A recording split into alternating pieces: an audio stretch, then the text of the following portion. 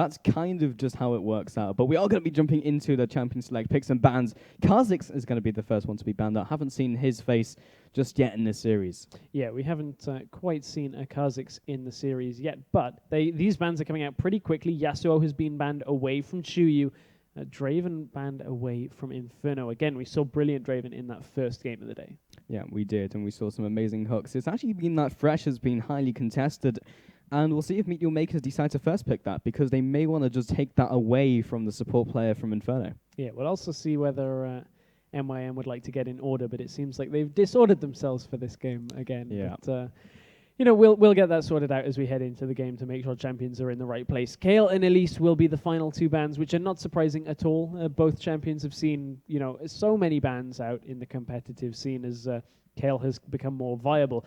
Vi, a champion now that is available. Now, Kayle is normally a large counter to Vi because you ultimate whoever Vi uses Assault and Battery on. The intervention prevents all the damage.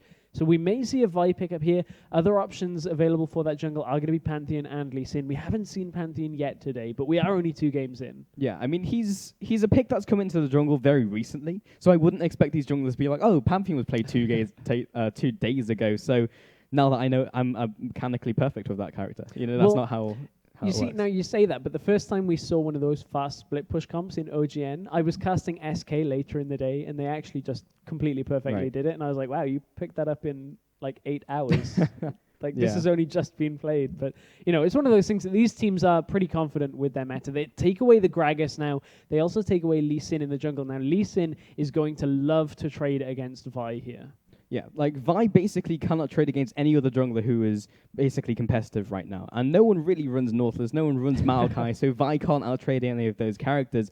And Lee Sin will completely eat Vi alive in the jungle. So we'll probably expect to see Lee Sin to be quite aggressive in the early game. Yeah, that's what I think is safe to say will happen here. Now, a LeBlanc lock-in already. It is against Gragas, so it won't be a jungle Gragas, because then they'd be doing something tricky with mid Lee Sin or top Lee Sin. Yeah. So it's safe to assume that Gragas will be in the mid lane, which LeBlanc has been quite prominent in not only LCS but Challenger as well. Even down to Faker's LeBlanc over in OGN, which LeBlanc's become more popular as Gragas is pretty much one of the only mid picks that people go, you can play it against anything. Try playing it against LeBlanc. Yeah, LeBlanc has seen a lot more use recently and has become less of an obscure pick and more of a pick that people were quite happy to bring into the fight. So picking it first might be a little bit different, but that's definitely what we're going to be running with. So Zed is going to be hovered over currently by Dr. Matt, and well, if they do lock in the Zed, then where's that Gragas going? Yeah, that would throw a spanner in the works if that is Zed, because that would likely... I mean, Zed top hasn't been done in an incredible... probably since Zed got released, I think was probably the last time I competitively saw Zed in the top lane. Zillion's been locked in. Now, that is a champion that is not played by a lot of supports, but you look at Kazmich... I think it's Kazmich, from former Reason Gaming, plays a lot of Zillion. I hope I'm getting it right. Bold statement. I know it's the former Reason Gaming support player, and I do apologize. Even played with Alliance against Dignitas in Battle of the Atlantic. Right. I think I've got that right. Okay. Well, let's move away from that subject just in case it's wrong. But, okay, what Zillion does give you is the ability to bring someone back at level 6. Gives you a lot of potency, has that revive, and is just able to pretty much poke quite a bit with the bombs. The speed and the slow down that can come from Zillion's W is actually quite effective in lane for ganking. It becomes very difficult to gank a Zillion lane and fairly easy to gank for a Zillion lane because of the amount of movement speed reduction. Especially with a Caitlyn, they're going to have a lot of poke in this lane too. Again, he's more one of those utility supports who you look for when he hits level 6 and when he gets into the mid game. More like Galio or even like Karma, who you don't pick because they're great in the laning phase. And Zillion's one of those picks who we do see resurge every couple months or every couple metas. It was Moscow 5 who are now Gambit Gaming who picked him quite a long time ago to kind of revive the Jax in the top lane. So we eventually do see those like huge powerhouse single picks that you want to keep on the battlefield. Yeah, I don't think this will be the Zillion mid that FACEIT was trying to run back then. But we have had the finalization of the team composition for MYM. They've locked in Sona alongside Olaf. Of course, we're seeing the Sivir pick again, and I think Makler really just showed us in the first game why Sivir is effective in the AD carry position. I mean, if you're going to pick someone like Zillion and you know the lane's going to be a little more passive, already picked out the Caitlyn, well, that's not a lane you're going to initiate on almost ever with any other picks unless you're running like Darius, Garen or something, and you're just going to try and murder them all the time. But see, this is what happens when you play too much in bronze. Wow. But at least I can play in the FACEIT events that they have over on their website, because there are tournaments for every skill level, including myself. That is very true. However, we are awaiting the last pick out by Inferno. It looks like they want to go for the Mundo. It is available. Probably the most consistent out of the available picks right now. Of course, we talked about Shyvana having nerfs. Mundo available. Mundo still as strong as Mundo ever is. Goes where he pleases. And it looks like he pleases to be in the top lane. That definitely seems what they're shooting for. And the Gragas will be in a lane that, we all know where Gragas usually sits, and that's going to be the mid lane. So all these compositions have been locked in, and that will be the Sona picked alongside the Sivir. So great at level 6, but it looks like they're going to be a lot more passive in the laning phase, and rightfully so against the Caitlyn Zillion. Yeah, and that's going to be a big departure from what we've seen with the heavy trading. In both games 1 and 2, both bottom lanes really wanted to trade. Yes, in game 1 it was a 2v1 situation, and they really wanted to engage under a tower and kind of botched it a little bit. But in game 2, there was a lot of early game trades that MYM were trying to start. Now, that's not something that is quite as easy to do with the Sona lane. Yes, with the power chords, you will get good poke damage, but you're fighting poke with poke. And that's not easy to do, because Caitlyn's range at the end of the day will play out in favor of them. Yeah, it definitely seems like a lane that will just neutralize itself out, but we're going to see exactly what happens in these lanes. So that's going to be an Olaf lock-in. And Olaf is something that we saw a couple months ago when the Koreans were playing it in the top lane and in the jungle. And then we realized that there are better top laners like Shyvana, like Mundo, and we also saw the Trundle in response. But we're actually going to be seeing the Olaf again in the top lane. Okay, so in this composition, they've got Olaf and Sivir. This is very similar to what a lot of OGN team compositions were back at the end of 2013, which, is still fairly prominent. You still see Olaf from time to time in games, normally out of the jungle, as you were alluding to, but it's because the extra mobility from On the Hunt from Sivir allows Olaf with Ragnarok to have this insane spike of movement speed, runs into the backline, you can't stop him with Ragnarok available, and he will just murder your backline. Now, what lane Olaf should, in theory, be able to do is become more tanky and have more damage to be able to assassinate that backline a little bit faster than jungle Olaf would. We actually saw a departure from, honestly, the build from Olaf, because at the start we saw maybe like triple Doran's base in the jungle, just gave him everything he wanted, and also the Shurelias. But because, obviously, Shurelias was removed, and now we've got the Talisman of Ascension, you don't typically pick that up as like a jungle or even the top laner, so that's why we moved away from the Olaf. But in this composition where you have On the Hunt and that can be supplemented by other champions, then you don't need that itemization. And Olaf is another champion that we actually saw along with the Zillion, who you could also just put Zillion with Olaf and he would just like sprint towards your back line. He's actually going to be playing against that, and typically Zillion is great against champions who you can kind of kite around like Udyr, people who just have to run at you like Mundo as well, but you cannot do anything against Olaf. There's so much mobility on the side of MYM here that it's going to be difficult to overcome unless they can really lock down the members of MYM. And I'm looking down the list, and the crowd control from Inferno isn't actually as strong as you'd expect in the current meta. Normally, you'd see Leona in the bottom lane or an Annie in the bottom lane, even Thresh with the box. This game, Zillion has single target crowd control, and against a team composition that is going to look to dive your backline, single target might not be enough. The only other forms that they have is the disruption from Gragas and the kick from Lee Sin. But again, the disruption is at times unpredictable, and the Lee Sin kick will only ever get one. Right. Okay, so we've spoken a lot about the bottom lane, and in fact a lot about the composition from Inferno, but we haven't spoken too much about MeetYourMakers. We talked about the Olaf a little bit, but the LeBlanc in the middle lane is something that we haven't actually seen before in this series. We saw Syndra, who performs a similar role in the sense that she looks to burst down a single target, but LeBlanc could be looking to probably roam or be the first one to roam, because we saw Nidalee being the one who instigated that, and then Syndra following behind, but LeBlanc is going to be the one who will be actively looking for those kills, and it looks like we're going to jump straight on to the loading screen soon. Not too long until we jump into this third game. Yeah, only about a minute to go until we are into game. But LeBlanc will fulfill that assassin role and has a crazy amount of potency. I mean, we're seeing a lot of people playing LeBlanc, and now typically I don't favor LeBlanc in situations where you're going against a champion like Syndra or Mundo, where unless you're ahead by a lot of gold and itemizations on LeBlanc, it's difficult to chunk through a tank like that if they're the only target available. But I think in this situation, when you take into account their mobility and the added utility that their team composition gives them, they're going to be able to dive the backline, and they will always have a target to dive on.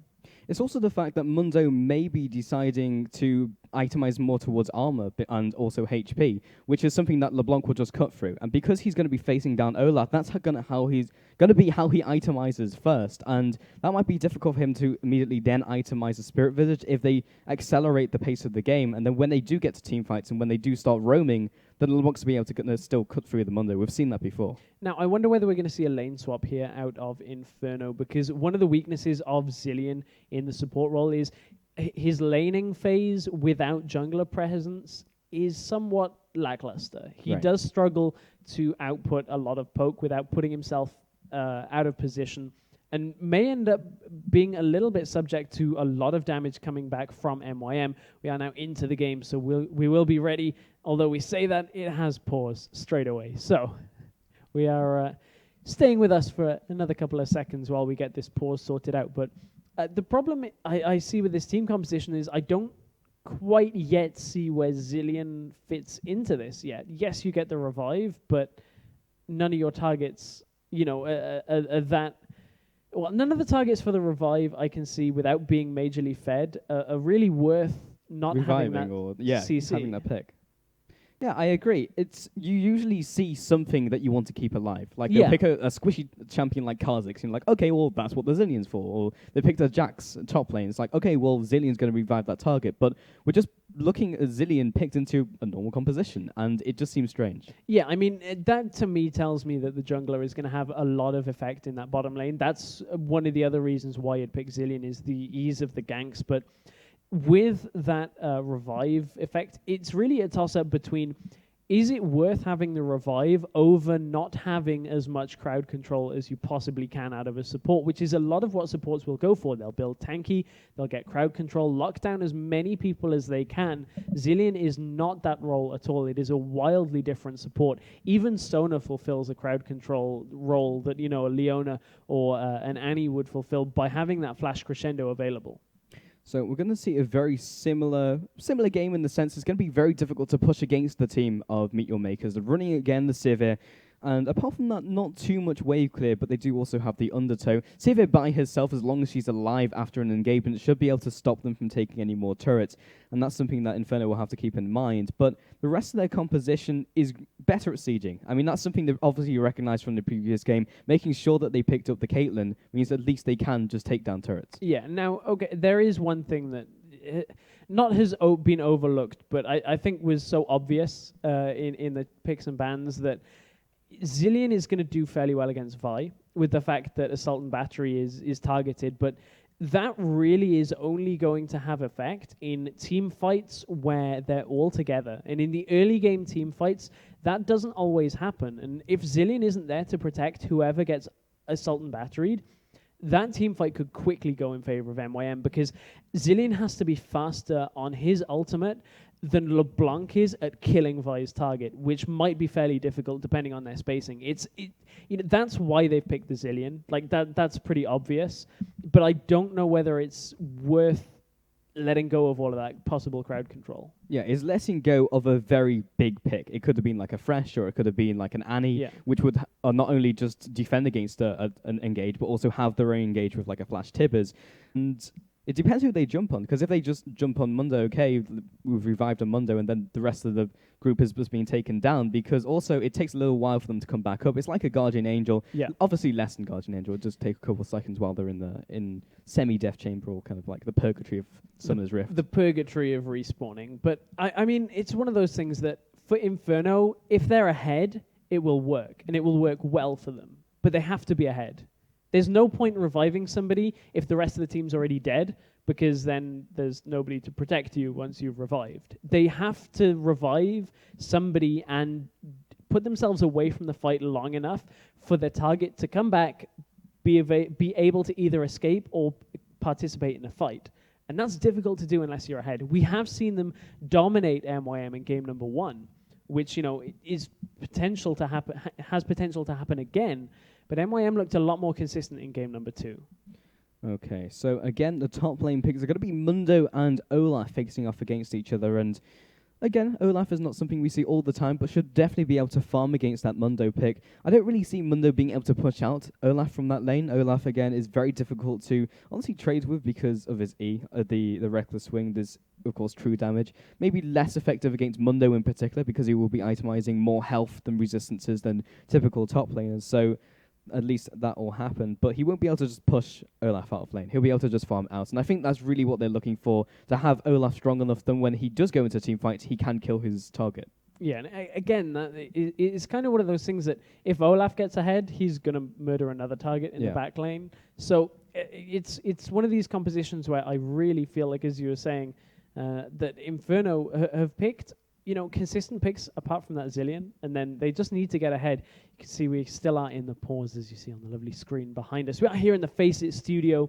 If you have a couple of seconds while we're in the pause, so make sure you head over to the FACEIT site, where FACEIT, the web platform for tournaments, has become available to everybody today, and this is our first League of Legends event. So we are offering a promo code for any of our viewers that wish to sign up for FACEIT to get a month's free premium on the platform, where you can participate in daily 5v5, 3v3s, 1v1s, whatever takes your fancy on the platform at any skill level as well. And there are some fantastic prizes to be won. There are indeed, and you can use those points and go straight into the shop and see what's available. There are some headsets and also mechanical keyboards. And if you are playing on platform for a couple years, then you might also pick up a car. I think if you're good, it won't quite take that long. Oh, of course, yeah. But if you're the best bronze player there ever was, just like always hanging around at like bronze 1, and you just like dumpster all the other bronze players. I mean, that's the kind of player that gets to silver 5 and is like, I'm silver now.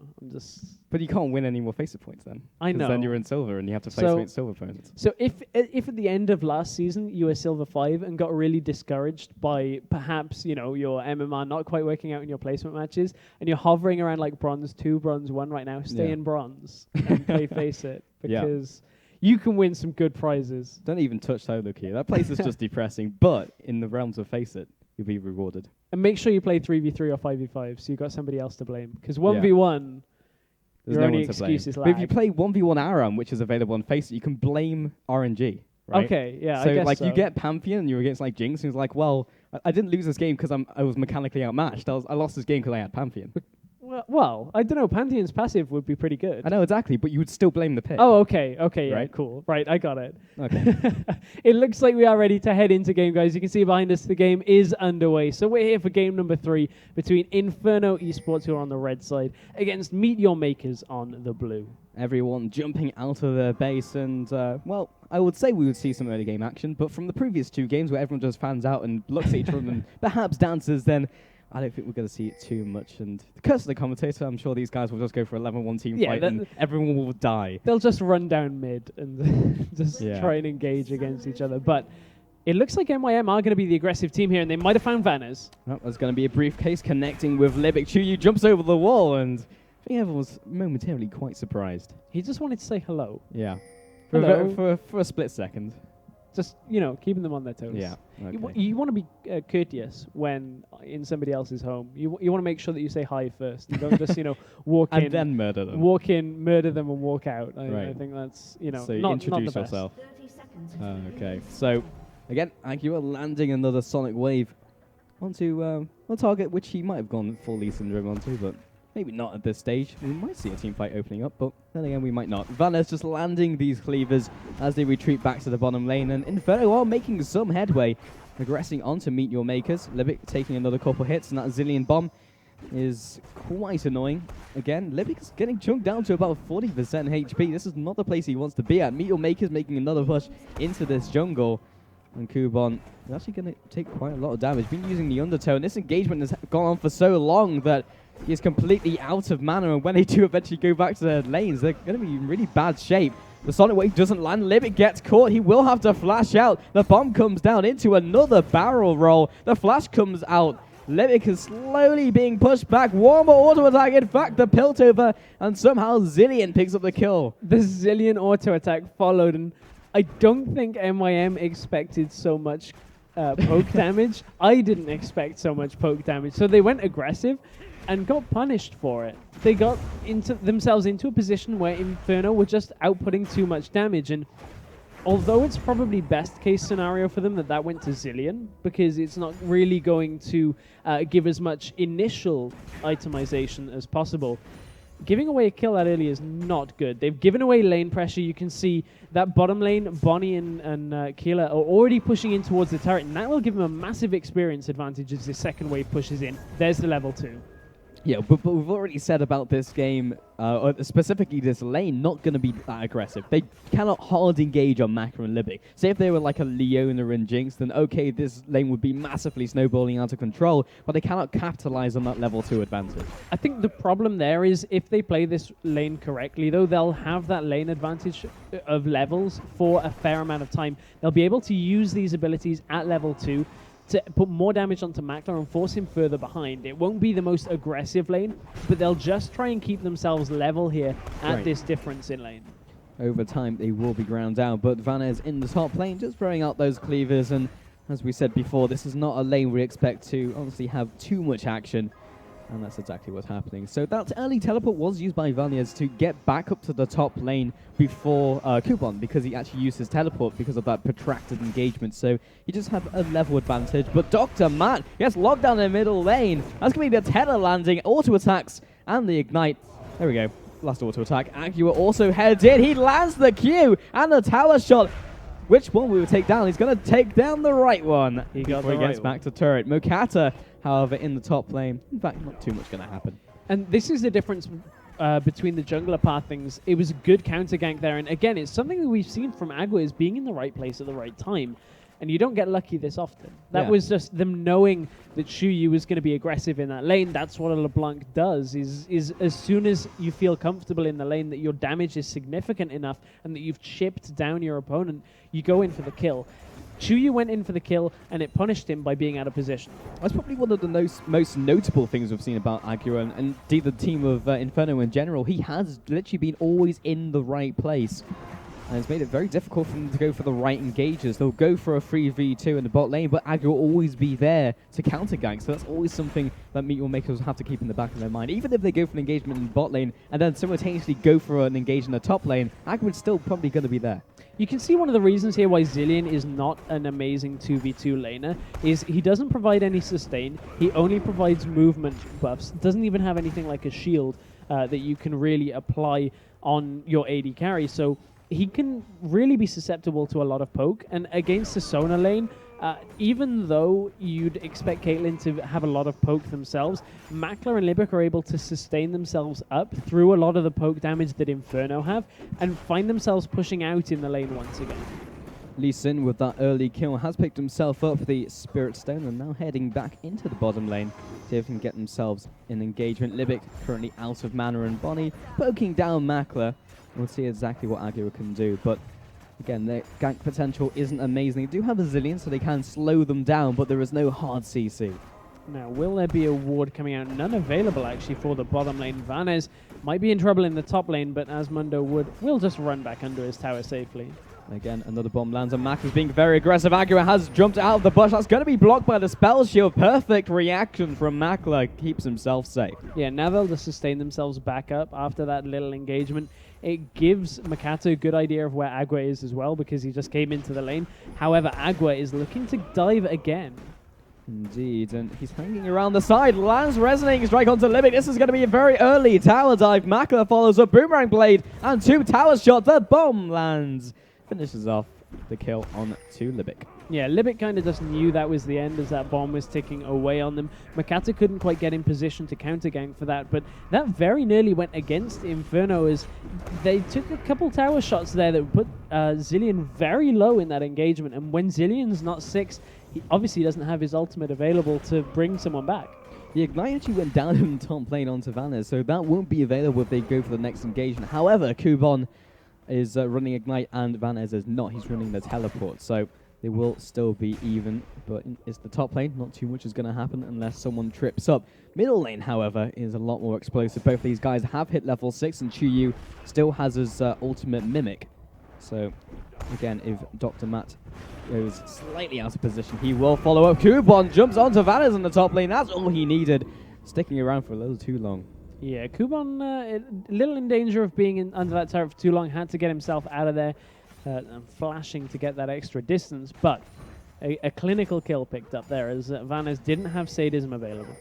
Surgical in the top lane. So the first buffs have spawned, and well, the second rotation of buffs have spawned, and going to be donated to those mid laners, and we might see something happen. Had that been solo queue, Makler would have walked towards Libic with the bomb and then had that explode. Yeah, I think in a competitive, you're a little less inclined to run in than Zilean bombs. Now, an interesting point of note is Vanez had his teleport available, decided not to use it to get back to top lane, which I think is very smart because it gives them a lot more effect over the dragon area. Because we're heading to the point of the game where typically you'll start to see the 3v3s at dragon, and with the ability to teleport in on that, that really swings it in favor of Inferno. Absolutely, and with Mundo specifically, he brings a lot to an early engagement. Plus, having the Zilean in that early engagement, it means that everyone can't just jump on that single target. He's going to be sped up. He can immediately get to his target. That's actually one of the reasons Karma was starting to be run a lot with Shyvana and Mundo, is because, okay, they have Dragon Descent and they can't run at their opponents, but by having that extra movement speed, it makes it a lot easier to get into a fight. And Kubon is not in good shape. Vanez uses sadism, will be chasing after Kubon, just returning with some damage with Reckless Swing, but Vanez is way more sustained than Ola. Yeah, we're going to have a collision of junglers in this middle lane. They've spotted out Lee Sin and know he's headed towards the bottom. How will this kick off? Because that's also going to signal to Libic and Makler that they might be in a little bit of danger, but it looks like Bonnie wants to recall out of this one, not in a position to take a gank. So neither team engages anywhere on the map. Yeah, neither of these guys wanting to chase each other down. So despite having huge power mid laners, not too much has happened out of those AP burst mages. So at the moment, no rotations and no real follow-ups. But that's something that might happen in the next couple of minutes. Ragnarok popped by Kubon in the top lane. Going to be just kind of walking towards Vanez and then realizing he can't catch up and walking back off again. Yeah, that is just kind of how that happens in that lane. The Olaf pick really is for later in the game, but here's the gank in mid. Yeah, and they are still going toe-to-toe in the top lane, but Makata jumps in the Sultan Battery onto Dr. Matt. That's all you really need when you have a LeBlanc on the cards, and that'll be a kill going down. And now it looks like Zilean started to rotate towards mid, but that's going to give away a lot of pressure in this bottom lane. Bonnie will be able to clear the wave through, but has to use a Piltover Peacemaker and is in trouble. Bonnie completely by himself. Zilean has rotated. There's no way he's going to get out of this. Makler follows through with a couple more auto attacks, but both the junglers coming into the bottom lane. So have Zilean, but Vi's in hot pursuit. Meanwhile, on the top lane, Vanez is ticking down from the Ignite, but Libic has the bomb. And he should be able to survive, but Makler, this is still a 2 versus 2. Boomerang Blade lands in both swings. Agua jumps back onto Keeler. I don't think anyone fell in that engagement. Oh, it looked like the ricochet was going to be enough to kill there, but up in that top lane, as you said, Kubon did end up falling. That was a bit of a back and forth engagement in the bottom lane. It looked very close for Libic to fall from Zilean, but this time managed to survive through it. But overall, they picked off Bonnie to begin that one, burned the summoners as well, so Bonnie's going to be in trouble. And she follows up onto Dr. Matt, lands both of his distortions, the Mimic Distortion as well, and doesn't use his full combo right there. So let's take a look at some of the item builds. Once again, this is a build that I've seen quite a lot recently, Stress, where the LeBlanc will go for the Enfiends and Holy Grail over something like the Deathfire Grasp or straight up damage. But especially with the blue buff as well, typically LeBlanc doesn't need that much regeneration, but will give him extra resistance against the magic damage coming in from Dr. Matt. Tether lands, jumps over the wall, and will be locked down. Agua still following up. The Q doesn't quite connect, but the barrel roll will. Meccano has finally arrived. Agua jumps in, the flash comes out, knocked towards the wall with Volt Breaker. Again, the Sonic Wave doesn't quite connect, and Dr. Matt Agua forced to just back off to the mid lane. Kubon was reacted from the top lane, however, and Chuyu follows up, takes a tower shot, takes a full combo, locked down, and that would be the kill going to Meccano. Agua now has to leave, jumps over the wall using Safeguard, and they should be out home and dry. Well, we'll see whether it's over now. Chuyu takes a briefcase, so that will spell the end of it. But I think Chuyu will be pretty thankful for the Athenes at that point with the blue buff as well, because it allowed him to jump around, but is overstaying his welcome a little too much there. Chuyu, a little bit too aggressive. I mean, they had the vision on each other, and they knew exactly that the other person could see them, so I'm not really sure why he's stuck around in that bush, but still great Sonic Wave by Agua, just weaving between those two champions. It's a good thing he didn't go for something maybe like a Magi Soul Sealer, because that would have been stacks lost there, so at least with Athenes he doesn't lose anything from dying there. No, and he will definitely be sustained through these engagements. Maybe he's just expecting these engagements to be a little bit longer, so he also gets the extra mana back from those kills. But Livic takes another bomb, just that continuous harassment by Keeler, which is very difficult to stop. And this is one of the problems that we were talking about with Inferno is this game is even, and Inferno need to have a lead by the time they get to the mid-game fights for the Zillion to really pay off. And they haven't yet established a lead at all. The Dragon hasn't even been contested. We're 13 minutes into this game. We saw in the first game, Dragon had already been done twice at this point in the game. And it's just something that Inferno need to step up their objective pushing. But the only real strengths on their team right now is their 2-0 Lee Sin. Unfortunately for Inferno, Zillion has picked up the first 2 kills in that lane as well. So their gold distribution isn't quite where they'd like it to be ahead. It's definitely accelerated his build, and that's great for a support. You'll have extra wards, you'll look towards the Sightstone. In fact, he hasn't done that this game, but he will be getting the Talisman of Ascension soon and having that extra movement speed boost. So when we do get into the mid-game, and indeed even the Dragon, they'll be able to disengage or find themselves the fight that they want. However, they may not have the damage where they want it. Bonnie gets locked down from Crescendo. There is the ultimate, the Chrono Shift coming in to use. Makler blocks the Sonic Wave from Agua using that spell shield. Ace Nahol comes across, lands onto Livic, so does the bomb. AoE. But no kills have quite come down just yet. Agua looking for that Q, lands onto Makler, knocks back Libic using great mechanics. Dragon Rage comes through, Piltover comes across, but Chuyu is looking for kills. Bonnie's already up to good HP from that Chrono Shift. Teleport coming down from Mundo. He is looking to pick up even more kills. Sadism used for the extra movement speed. Knockback from Makata, and Dr. Matt has kept him in place from his team. Uses Vanez as a jumping post using Assault and Battery, but they're happily going to go for this tower dive. The Distortion lands onto 3, but that's not going to dissuade them from carrying on for this dive. Chuyu tries to fake them out. In fact, he gets the kill into Mundo. Just back in using that Distort point. Picks up another kill. But he is so low. And Bonnie finally picked up the kill. There's the triple. That was unexpected. Triple kill out by Chuyu after being so low on health. And that's the team fight there that Inferno would have liked. They gave away a few too many deaths towards the end, but that was a team fight where the numbers favored them. The Zillion ultimate was useful there because the rest of the team was alive to catch up. That really was a good trade, but Libic may pick up Bonnie here. What a man. Just going 1 versus 1 against this AD carry. Bonnie is flashed out, but Libic flash after. He knew exactly how much damage his ultimate attack was doing. Libic picks that one up. But, I mean, yes, they gave away a few kills towards the end of the fight. They got a turret from that and have themselves about 500 gold lead, which is a decent lead, but they won't get team fights like that too often. Vi wasn't around at first, whereas Lee Sin was. Agua, once again, his positioning, great. And that's where the Zillion ult is useful. When you're either ahead or have better numbers, you're able to compensate for the time that somebody is respawning by protecting them as they respawn. However, if the numbers are even and the game is even, it's difficult to do that. But that was such a good engagement for them. They went in and they picked up all those kills. The only reason it went awry was because Chuyu picked up a triple after everything had finished. So had Chuyu not made that amazing play, they could have snowballed off that original engagement. And as you said, they won't find that every other day, especially when they're in this position. Had they picked up those 3 kills over MeetYourMakers, they would be golden. Definitely. They would have been able to pick up a lot more. Chuyu faking out in the middle lane. Oh, it misses, or in fact gets duped by Chuyu. That's going to be Agua. Maybe not necessarily needing the Dragon's Rage, but had there been a clone, it would have knocked him into the real one.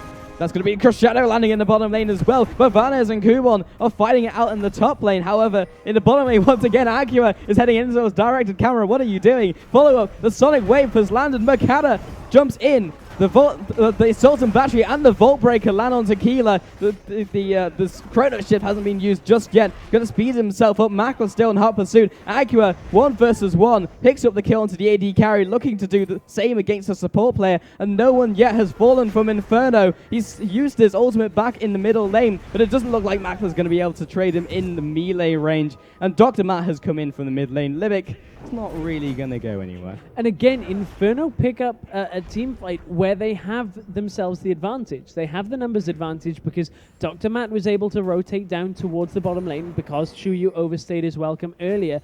And Inferno are just picking really good fights for their team composition right now. Yeah, these small micro-engagements really start to suit them because they can, as soon as one person dies, they're not going to be instantly nuked down, especially when LeBlanc isn't in the fight. They're going to slowly approach that point where it's just like Zillion can just casually click Chrono Shift, then click the champion, then they die, and then they come back up again. It's very difficult to deal with. And Chuyu, again, just constantly being aggressive, but I think we're going to have a replay of that fight. Actually, Chuyu gets ultimated in towards the tower, so we're jumping straight back to live. Chuyu had the passive pop, but got away with that one. Looked like he might have been in a little bit more trouble than he was. Well, the clone definitely died. I mean, Lee Sin made sure of that, but I think that would be a good time to jump to the replay if we can. If we do have the replay available. Or However, maybe not, because Vanez is getting killed by Kubon. These players are just being uncooperative. Okay, we're back into the replay here in the bottom lane, as you can see. Here comes the engagement. Makata gets dropped really low, and Agua in the best position available once again. Picks himself up the first kill. Goes in again onto Makla this time. Manages to put down a lot of damage. And just closing this team fight, there's the roam out of Dr. Matt. Is going to be able to pick that. Well, actually, Lee Sin picks that one up to finish it. He did indeed. So now all these laners going back to their respective lanes. Kubon trying to push forwards onto Vanez, but at this stage, when both of those top laners have gotten so incredibly tanky, picked up their first defensive items here, Stress, they're not going to be doing too much else in that lane. And during the replay, it looked like Inferno actually picked up the turret in the middle lane. Yeah. They managed to pretty much slowly siege that. There wasn't much of an explosive fight, but there might have been in the bottom lane if that had landed. Crescendo came across, but completely whiffs on both of those players. Yeah, it didn't quite land the mark that they would have liked, but with that middle tower being down now, it means that Inferno can really just start rotating even better. And it's something that we've seen them do fairly well here in this best of 3, is they've really rotated like a team that you'd expect on this caliber. So LeBlanc is in pretty good shape right now. 5, 4, and 1. Most of the kills are stacked onto that assassin. They're going to be used to great effect onto Dr. Matt, but quite tanky with that Fiends and Holy Grail. Means he can't quite combo him down. What will MYM do here? They're getting pushed in quite a bit here by Inferno. You can see in the middle lane already 4 members have stacked. Vanez and Kubon will trade as they always do.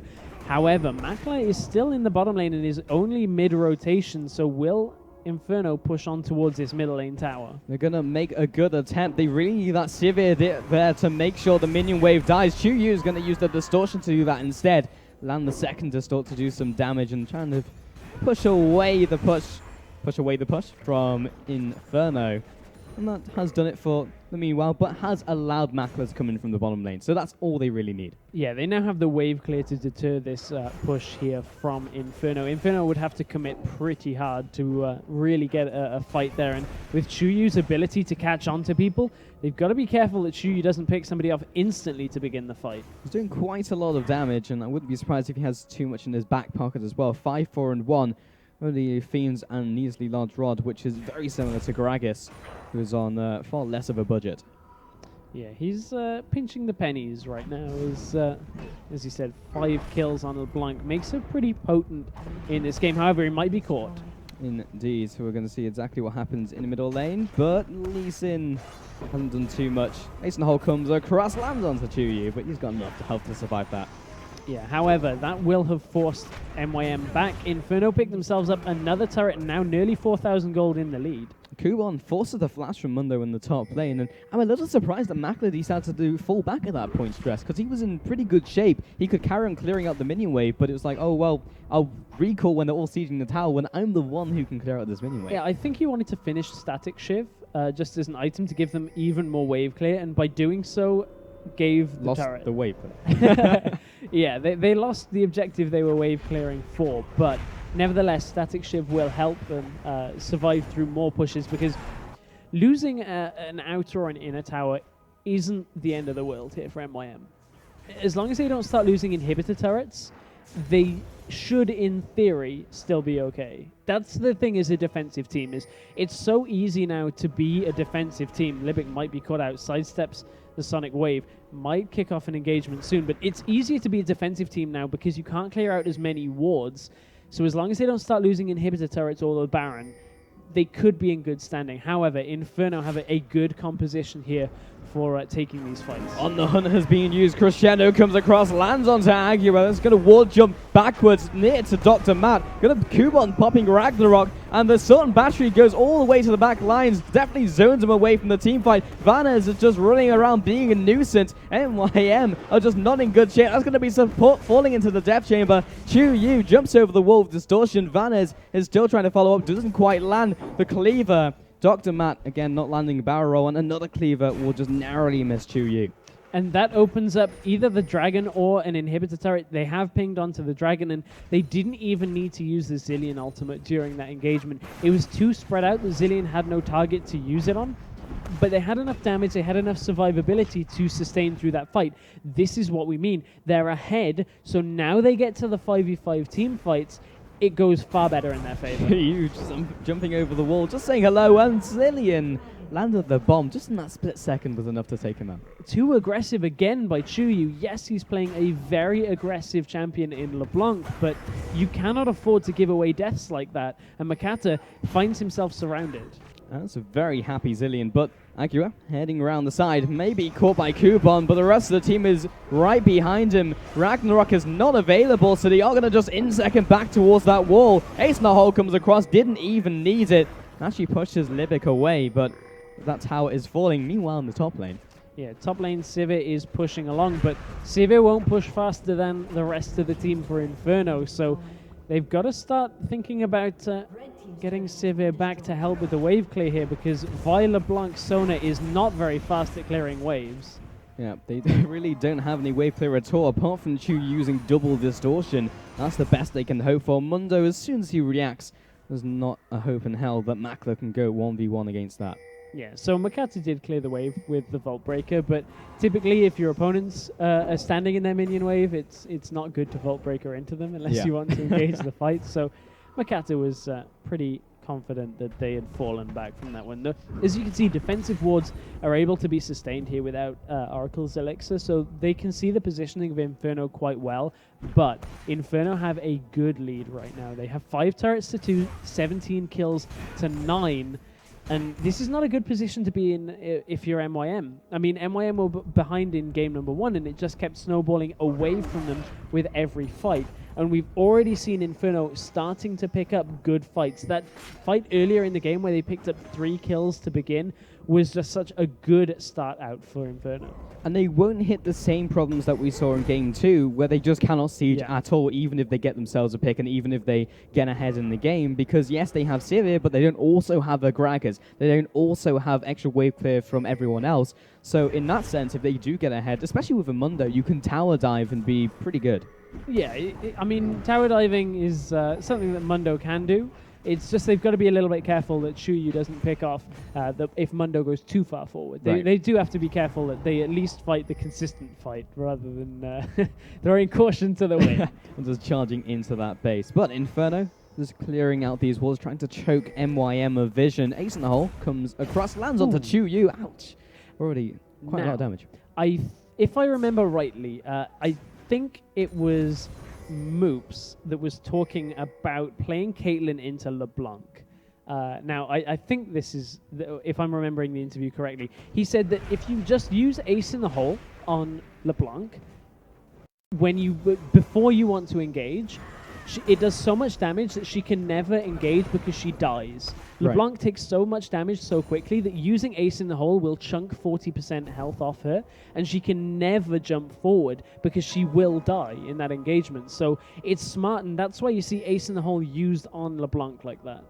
Has managed to go back to bury all of that HP, but Ace in the Hole is on a fairly low cooldown. It's only got 1/3 of that left. And MYM. Oh, well, they found it. Plus 30 gold. Agua comes in, looks for a target, locks up Libic. Crescendo comes across, lands onto Frey, but that's going to be Sona dying. Has offered that, but Vanez is very, very fast as Mundo. Big explosive cask there. Took down a lot of the health from MYM. Chuyu has found himself his health regeneration and has dove back in towards the fight. But this is the first inhibitor turret of the game going down, and it'll be difficult to come back. Chuyu comes in from the side. Ace in the Hole will again connect. Vanez is still within that enemy base. There goes the shutdown. Vi picks up the kill, and MYM maybe turning this one around. Keeler is still underneath that turret. Dual kill for Olaf. No one is even bothering to try and take him down. Bonnie is trying his best to get out, but there's the triple kill for Olaf. And there's the byproduct of being caught out with the ultimate from Zilean. Keeler was forced to ultimate himself under the turret, and nobody was there to protect him. And yes, he came back to life, but instantly died, and Agua faces the death chamber as well. There's the ace.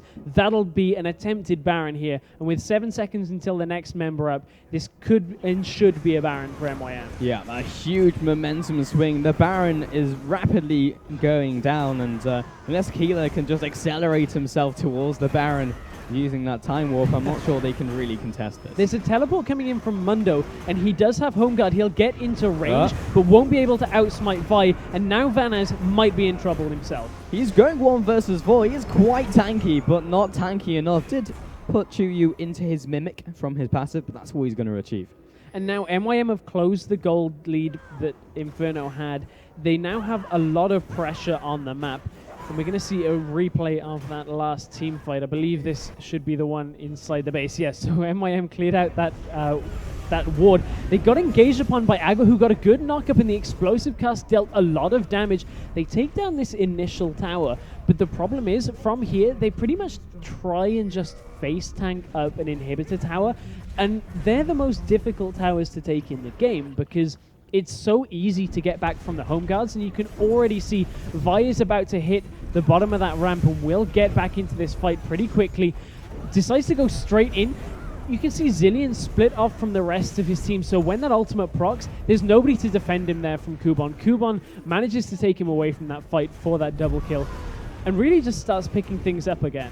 Yeah, and towards the end of that team fight, you just see them just sweep them up, and that's something they can do with that high mobility composition. So this is the Baroned up team of MeetYourMakers moving on to that Dragon. Not something that, honestly, Inferno can do too much about. Baron at this stage has probably hit its max amount of gold. It's generally around level 15 of all the champions it hits that stage.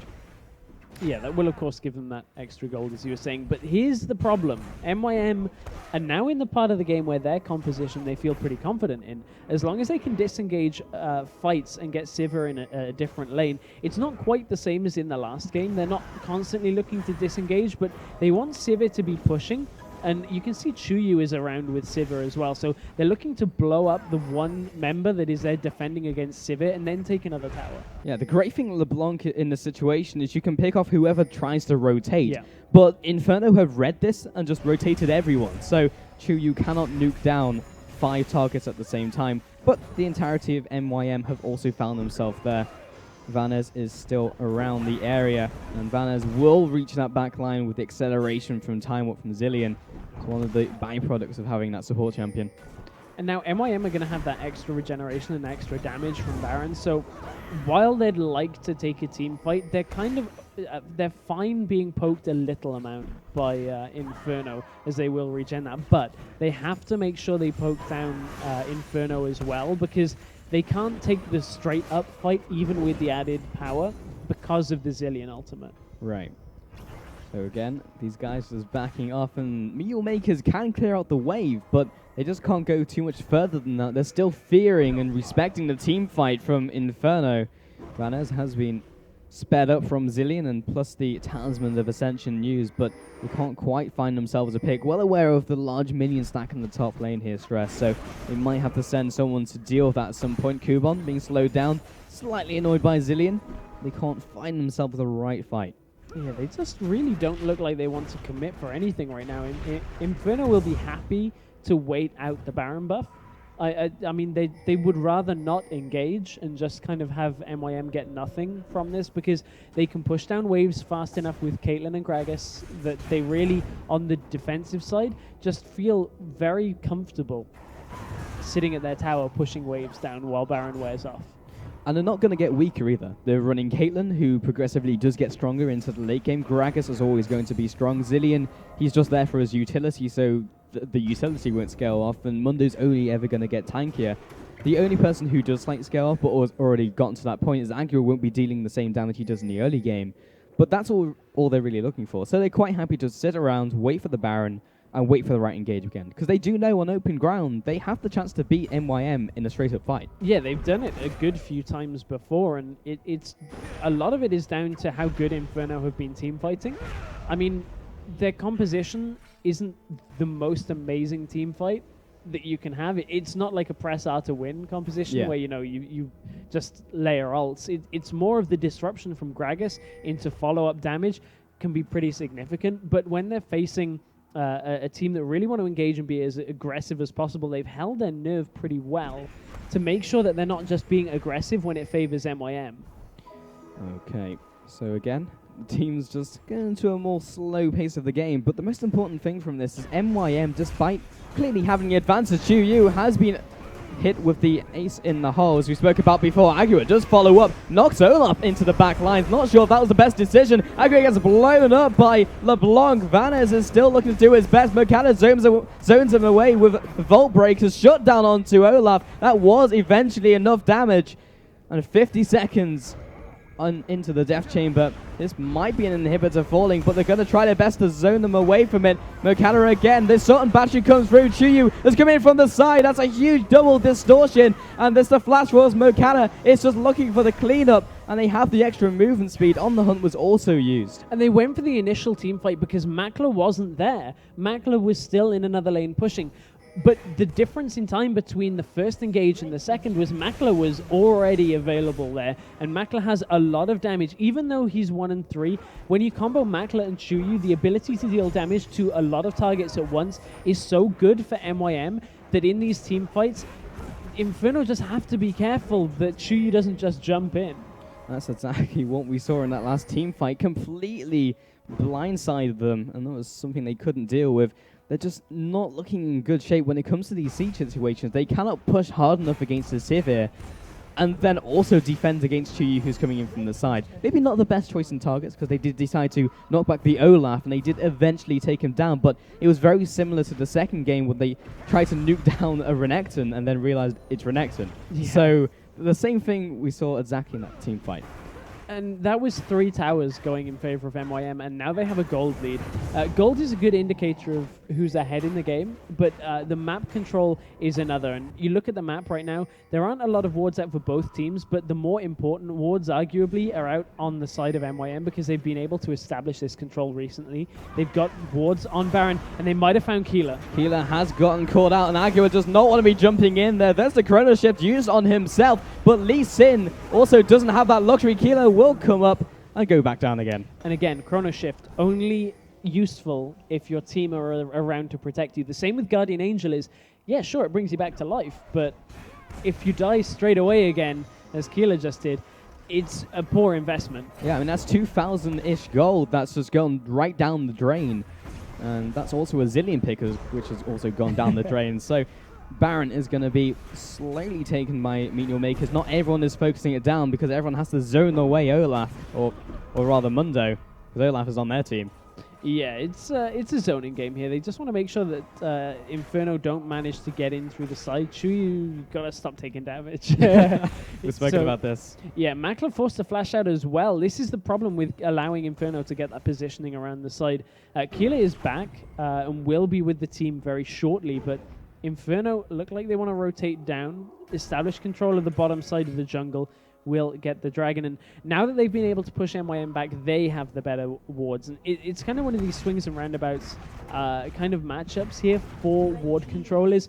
Whichever team can force the other away from Baron, you establish full control with the pink, and then get pushed back. And the enemy establishes control with the pink.